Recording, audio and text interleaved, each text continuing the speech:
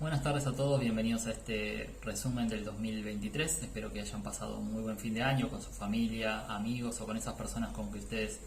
decidan compartir todos estos momentos. Lo importante no es que nos juntemos todos a cenar, sino con quién vamos a compartir las risas en esa mesa. Si tenemos que definir cada año por algún suceso en particular, creo que el 2021 fue la pandemia, 2022 fue Sergio Massa, ministro de Economía, y 2023 Javier Milei, presidente. Es la persona que los va a gobernar por los próximos 4 años, ni bien asumió, ya automáticamente sacó un DNU con varias reformas que quería implementar en el Estado y creía que eran indispensables que se hagan de la manera más rápida posible. También pasó un par de leyes,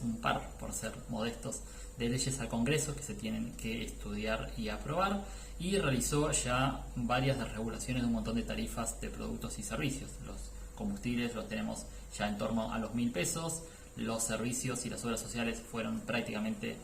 desreguladas en su totalidad. Falta ajustar el precio de los transportes públicos y el precio de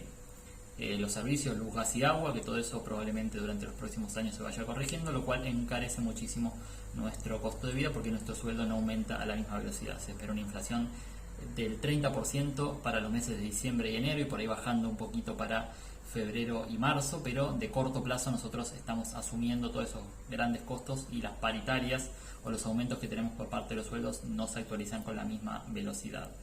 Lo primero que ocurrió, ni bien asumió, que se esperaba que fuera un lunes, pero si no me falla la memoria fue un martes, fue el ministro de Economía, Toto Caputo, que subió lo que fue, devaluó nuestra moneda de unos 360 pesos a unos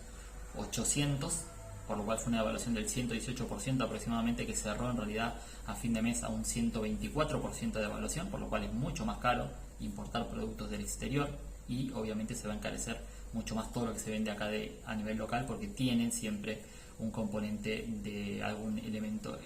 importado para que forme parte de esa cadena productiva. También el aumento de los costos con los combustibles obviamente se traduce de manera directa a todos los productos cuando nos llegan a góndola.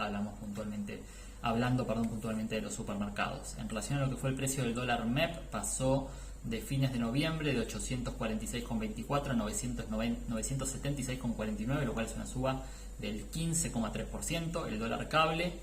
tuvo una suba un poquito menor y cerró, si se quiere, el mes a un valor menor, pasó de 828,61 a 961,43, aumentando un 16,03%, pero ese 9,61 quedó por debajo del valor del dólar MEP en 9,76. Y esto es porque una de las políticas del ministro de Economía fue que los exportadores puedan liquidar parte de su cosecha a través del mercado de capitales. Y esto produjo un factor muy puntual, que fue una caída muy fuerte en un periodo corto de tiempo del valor del dólar MEP. Lo llegamos a tener creo que en 850 pesos, por lo cual era más barato sacar la plata al exterior que traerla aquí hacia el país. Como resultado también de lo que fue el año en su totalidad, el valor del dólar MEP pasó de 327,94 a 995 sobre el cierre de fin de año, si tenemos en cuenta el valor promedio de lo que terminó cerrando el mercado, lo cual es una devaluación del 203,4%. Eso fue muy en línea con la inflación, que la vamos a conocer probablemente en las próximas semanas. Se espera que esté para el mes de diciembre entre un 25 y un 30%. Si tenemos una inflación de un 25, la inflación acumulada en todo el 2023 se va a ubicar en un 202%, y si tenemos un 30% de inflación, la inflación se va a ubicar en torno al 220% para todo lo que fue el 2023. Por lo cual siempre lo que son las ganancias en términos reales las tenemos que tener por encima de la inflación de la moneda en la que estemos invirtiendo. Estamos invirtiendo en pesos, tendríamos que haber ganado en un año más del 220% para simplemente haber mantenido nuestro poder adquisitivo. Si ganamos menos o nuestro sueldo aumentó menos, somos más pobres que hace un año atrás. En relación a lo que fueron las alternativas de inversión, que acá siempre lo que por ahí conoce el público argentino en promedio, o lo que más suele ir porque es muy fácil de entender, es un plazo fijo, un instrumento que nosotros colocamos el capital un día y a los 30 días nos devuelven el capital más los intereses. Ese instrumento estaba teniendo una tasa de interés del 133% anual, se bajó al 110% anual, por lo cual bajó de casi un 11% mensual a un 9% mensual aproximadamente. Y quien haya invertido en un plazo fijo desde el principio del año, desde enero del 2023 hacia diciembre del 2023, renovando siempre capital más intereses, dado que a principio de año arrancamos con una tasa de plazo fijo más en torno a los 50-60%, nos dejó solamente un rendimiento del 144,57%. Nuevamente lo comparamos con la inflación del 220%, nos quedamos muy por detrás. Y la inflación en este plazo fijo que iniciamos a principio de mes, todavía con la tasa de este 133%, sí nos dio un 11,3% de rendimiento. Ahora, los fondos comunes de inversión de Money Market, que son los que utilizan Mercado Pago, Prex, Naranja X, son todos fondos de rentabilidad a muy corto plazo que también se pueden operar a través de los brokers. Han tenido en ese mismo periodo de tiempo, en el último mes, un 7,51% de rendimiento, muy por debajo de la inflación esperada para diciembre de un 30% prácticamente, y en el año un 123,01%. Lo que siempre decimos es prefiero ganar 123% a no ganar nada, que es el costo de tener la plata parada en la cuenta bancaria, pero bueno, claramente nos quedamos por debajo de lo que fue la inflación, y una cuenta remunerada o una cuenta de Money Market no es un instrumento que sirva de inversión o para realmente resguardar el capital, sí como última instancia para tener los pesos que necesitamos a último momento para pagar la tarjeta, o desde que cobramos hasta que tenemos el vencimiento de la tarjeta o el vencimiento del alquiler de la casa, sirve perfectamente para esa función. Los fondos comunes de inversión de tasa Badlar, que es la tasa en realidad a la que tendríamos que tener el rendimiento del plazo fijo, rindieron en todo 2023 159,78%, por lo cual fue mucho más beneficiado la persona que, en lugar de ir a un fondo común de inversión y dejar la plata por 30 días ahí parada, la puso en un fondo común de inversión de tasa Badlar, que son fondos que tienen rescate en 24 horas y rendimientos similares al plazo fijo, pero en este caso rindieron unos 15 puntos por encima de lo que fue el plazo fijo. ¿Cuál es la principal ventaja? Que podemos rescatar todo ese capital o rescatarlo de manera parcial en un plazo de 24 horas hábiles. Entonces, si vemos que empieza a subir el tipo de cambio del dólar, en lugar de quedarnos atrapados en un plazo fijo por 30 días, podemos pedir el rescate del fondo común de inversión y en 24 horas hábiles tenemos nuevamente los pesos, y si queremos lo podemos dolarizar en 24 horas hábiles más comprando dólares MEP. Así que fue durante todo el año una alternativa superadora, y esto no es lineal, o sea, no es que todos los meses rindió más que el plazo fijo, hubo meses donde rindió menos, meses donde rindió más, pero de punta a punta el rendimiento y la versatilidad de un fondo común de inversión que me permita rescatar cada 24 horas vale mucho más que el rendimiento de algo que me obliga a inmovilizar el capital por 30 días. Y eso, bueno, también un poquito aplicado a lo que es ahora un plazo fijo UVA que nos obliga a inmovilizar el capital por 180 días, lo cual es una locura para cualquier persona que quiera quedarse en pesos por 180 días.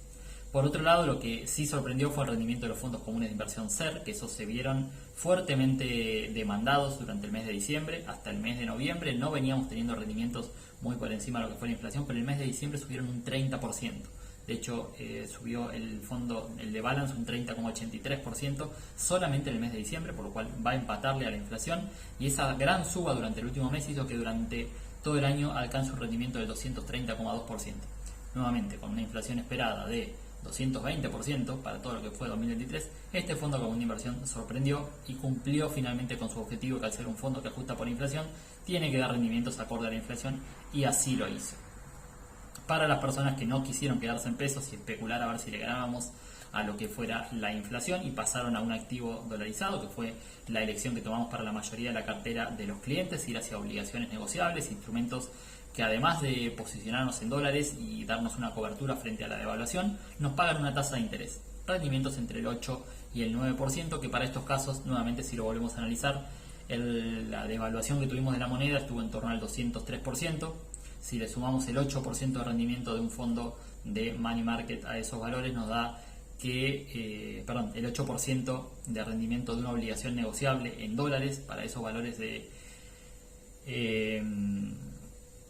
devaluación, nos da un rendimiento también de punta a punta del 220%, igualando a lo que fue también la inflación, a la inflación esperada para el 2023, con la ventaja de que estuvimos todo el tiempo dolarizados y tuvimos la tranquilidad de dormir en un activo dolarizado que, si lo necesitaba en 48 horas hábiles, podía directamente salir con dólares a mi cuenta bancaria. Ahora, para las personas que tomaron un poco más de riesgo, fueron realmente recompensadas quienes invirtieron en activos de renta variable. En CDR nosotros planteamos generalmente una vez al año la conformación de una cartera que se denomina cartera tecnológica, que es una cartera compuesta por 10 u 11 empresas relacionadas justamente al sector tecnológico en su mayoría. Esta cartera tuvo un desempeño fenomenal durante el 2023, rindió un 61,85% en dólares, lo cual es una barbaridad teniendo en cuenta que una ON te rinde un 8%, pero bueno, tenemos que ver también de dónde veníamos. El año pasado había rendido menos 38% en dólares. No todo el mundo está preparado para ver su patrimonio caer un 40% prácticamente en dólares en un año y que este año recupere el 60% del valor y bueno, terminamos, si siguieron reinvirtiendo, a valores mucho más altos de los que tuvimos el año anterior. Pero bueno, no son activos para todo el mundo. Para quien sí haya decidido invertir en activos de renta variable, aunque sea una parte pequeña de la cartera, el rendimiento que tuvo en pesos, ese 61,85%, representó una ganancia del 362,52% en pesos. Nuevamente contra la inflación del 2,20, prácticamente la hemos duplicado. No hemos llegado, pero estaba ahí bastante cerca. Y en relación a las alternativas, los ETFs, instrumentos que replican al mercado norteamericano, el ETF del SPY, que replica al sector de las 500 empresas de mayor capitalización bursátil de Estados Unidos, rindió un 24,87%. Perdón, pero justo pasó un tren. El ETF del SPY rindió 24,81% en el mismo 2023 y el ETF QQQ, que era lo más similar a nuestra cartera tecnológica, dado que tiene una gran ponderación dentro de ese índice de estas 100 empresas del sector tecnológico, rindió un 54,84%, por lo cual estuvo un poquito por debajo de la cartera tecnológica. Ahora en 2024 ya se planteó la nueva, está abierta para que la puedan consultar, está en el perfil de Instagram, dice cartera tecnológica 2024 y están listadas las empresas que las componen, así que si la quieren tener también para el 2024 sobre una partecita de su patrimonio invertido en renta variable, me parece siempre una buena idea. En conclusión, las personas que vinieron a buscar cobertura en el mercado de capitales la consiguieron en su mayoría. Quienes buscaban cobertura frente a la inflación lo consiguieron en fondos comunes de inversión que ajustan por ser. Quienes buscaban cobertura frente a la devaluación lo consiguieron en obligaciones negociables. Quienes buscaban rendimiento en dólares lo consiguieron también con obligaciones negociables que con algunos arbitrajes rindieron también las carteras hasta un 10% anual en dólares en promedio, estado invertido únicamente en activos de renta fija, cuál es un gran diferencial a asumir riesgo en otro tipo de activos y obtener rentabilidades similares. Y finalmente los más recompensados fueron los que invirtieron en activos de renta variable, en CDR, con un 60% de rendimiento, lo cual es sublime, pero bueno, hay que acordarse también de dónde veníamos y no es para todos tener esos rendimientos negativos en una cuenta comitente y simplemente quedarse a esperar a que esos activos recuperen el valor, porque uno ve realmente que la empresa no perdió el 60% o el 40% como el año pasado de su planta de empleados, no perdió el 40% de sus ventas, no perdió el 40% de sus ganancias, y que un activo haya caído un 40% de valor en promedio no se justificaba con lo que realmente ocurría detrás con la empresa real, con la empresa en la economía real, y que eso eventualmente se termina recuperando y se termina demostrando en los precios de las acciones cuando pasa todo este periodo de incertidumbre. Recordemos que el gran problema del 2022 y el principio del 2023 fue la suba de tasa de interés por parte de la Reserva Federal, lo cual deprimió el precio de todos los activos que utilizan capital para financiarse, sobre todo la industria tecnológica, que necesita constantemente estar reinvirtiendo. Así que este año 2024 se espera que empiece a bajar un poco la tasa de interés, así que debería ser positivo y generarse el fenómeno inverso de lo que fue el 2022. Tuvimos un muy buen 2023, recordemos que siempre se dice que el mercado se adelanta, ya se espera que la tasa baje en el 2024, por lo cual ya muchas empresas tuvieron cierta recuperación en los valores en el 2023. Veremos cómo sigue esta dinámica de cara al año que viene y probablemente siempre, al ser un instrumento de renta variable y al recomendarse invertir también para periodos de inversión mayores a 3 años, ninguno se vea decepcionado por los desempeños que tengan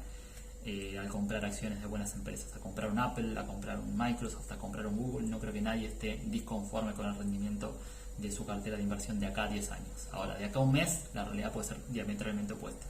Al ser activos de inversión para periodos largos, miramos los rendimientos también en periodos largos. Si no, obviamente no nos vamos a llevar gratas sorpresas. Puede ser que un mes suba, puede ser que un mes baja, y no es la muerte de nadie. Que un activo suba o baje de precio es lo que tiene que hacer, porque son activos de renta variable. Arranque muy bien el 2024, plantéese su cartera de inversión y sus objetivos de acá hacia adelante, y obviamente busquen los instrumentos de inversión más adecuados para tratar de alcanzarlos.